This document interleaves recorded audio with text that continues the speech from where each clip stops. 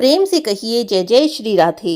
एक बार भगवान नारायण लक्ष्मी जी से बोले, हे देवी, लोगों में भक्ति कितनी बढ़ गई है, सब नारायण नारायण कहते हैं। तब लक्ष्मी जी बोली, आपको पाने के लिए नहीं, मुझे पाने के लिए लोगों में भक्ति बढ़ गई है। तब भगवान ने कहा, लोग लक्ष्मी लक्ष्मी ऐसा जाप थोड़े ही करते हैं।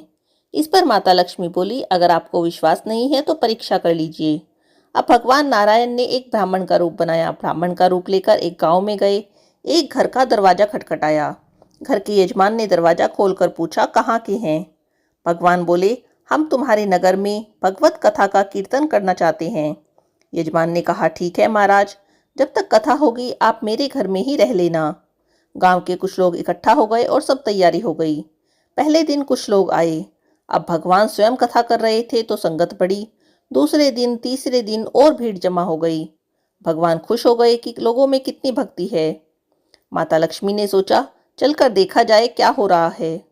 माता लक्ष्मी एक बूढ़ी माता का रूप लेकर उस नगर में आई। एक महिला ताला बंद करके कथा में जा रही थी। माता उसके द्वार पर पहुंची और बोली, बेटी जरा पानी पिला दे। वो बोली, माता जी 3:30 बज गए हैं, मेरे को प्रवचन में जाना है। लक्ष्मी माता बोली, पिला दे बेटी थोड़ा सा पानी, बहुत प्यास लगी है। अब वह महिला लोटा भरकर पानी ले आई। माता ने पानी पिया, लोटा वापस लौटाया तो वह लोटा सोने का हो गया। यह देखकर तो महिला अचंभित हो गई।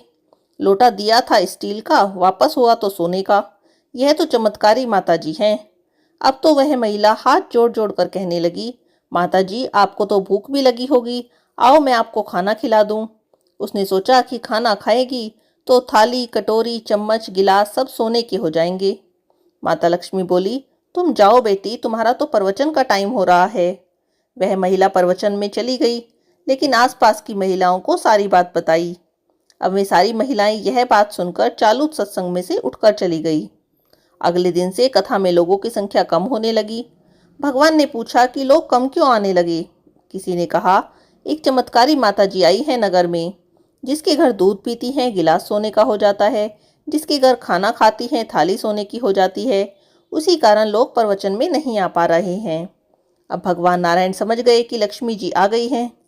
इतनी बात सुनते ही तो देखा जो यजमान सेठ जी थे वो भी खड़े हो गए और वहां से निकल लिए।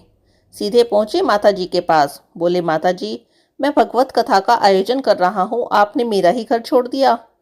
माता लक्ष्मी बोली, मैं तुम्हारे घर तो सबसे पहले आने वाली थी, लेकिन तुमने अपने घर में जिस कथाकार को ठहराया है, जब वह चला जाएगा तभी मैं आऊंगी। सेठ जी बोले, बस इतनी सी बात है, मैं अभी उनको धर्मशाला में कमरा दिलवा देता हूँ। जैसे ही महाराज कथाकार के घर आए तो सेठ जी बोले, महाराज आप अपना बिस्तर बांध लो, आपकी व्यवस्था धर्मशाला में कर दी है। अब भगवान बोले, अभी तो 2-3 दिन कथा के बचे हुए हैं, मुझे यही रहने दो। सेठ जी बोले, नहीं नहीं, आप जल्दी जाओ, मैं अब कुछ सुनने वाला नहीं हूँ, मेरे यहाँ कोई और मेहमान आने वाला है, उन्हें मुझे ठहराना है। इतने में लक्ष्मी जी आ गई और कहने लगी, सेठ जी आप थोड़ा सा बाहर जाओ, मैं इनसे बात कर लूं। माता लक्ष्मी जी ने भगवान से कहा, प्रभु अब तो मान गए। भगवान नारायण बोले, हाँ हाँ लक्ष्मी, तुम्हारा ही प्रभाव है, लेकिन एक बात तुमको मेरी भी माननी पड़ेगी। तुम तब आई जब मैं संत के रूप में यहाँ आया। संत जहाँ कथा करेंगे वहाँ तो लक्ष्मी आपका वास जरूर ही होगा। इतना कहकर भगवान नारायण वहाँ से वैकुंठ के लिए चल दिए। अब भगवान के जाने के बाद अगले दिन सेठ के घर से सभी गांव वालों की भीड़ कम हो गई।